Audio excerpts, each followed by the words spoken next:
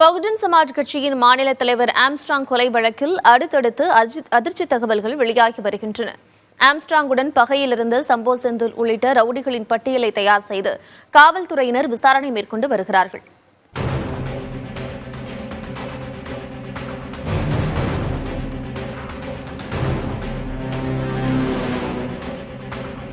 சென்னை பெரம்பூரில் கடந்த 5ஆம் தேதி ஆம்ஸ்ட்ராங் படுகொலை செய்யப்பட்ட வழக்கில் இதுவரை 14 பேர் கைது செய்யப்பட்டுள்ளனர். அதில் திருவேங்கடம் என்பவர் தப்பிக்க முயன்றபோது காவல்துறையினரால் சுட்டுக் கொலை செய்யப்பட்டார். மேலும் தலைமறைவான வடசென்னை பாஜக மகளிரணி துணை செயலாளர் அஞ்சலையை தேடி வருகின்றனர்.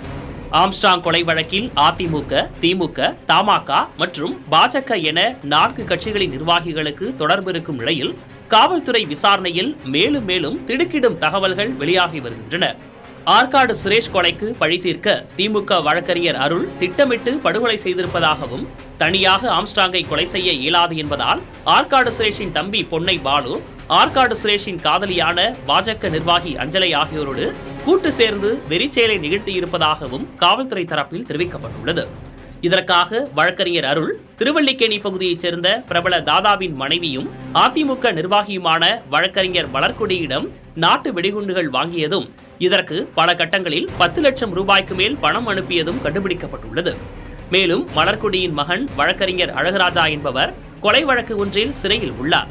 அவரது வாகனத்தை அருளுக்கு கொடுத்தும் மலர்கொடி உதவியிருக்கிறார் என காவல்துறை விசாரணையில் தெரியவந்துள்ளது.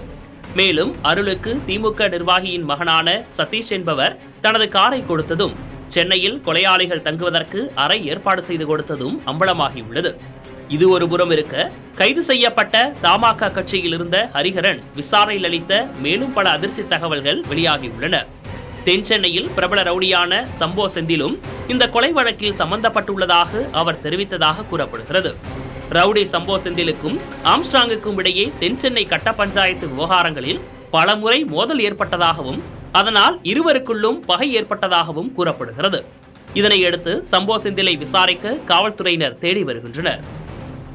கொலைக்காக பயன்படுத்தப்பட்ட சதீஷின் பொலீரோ, மலர்கொடியின் மகன் அழகராஜாவின் ஜீப், ஹரிஹரனின் கார் ஆகியவை பறிமுதல் செய்யப்பட்டுள்ளன.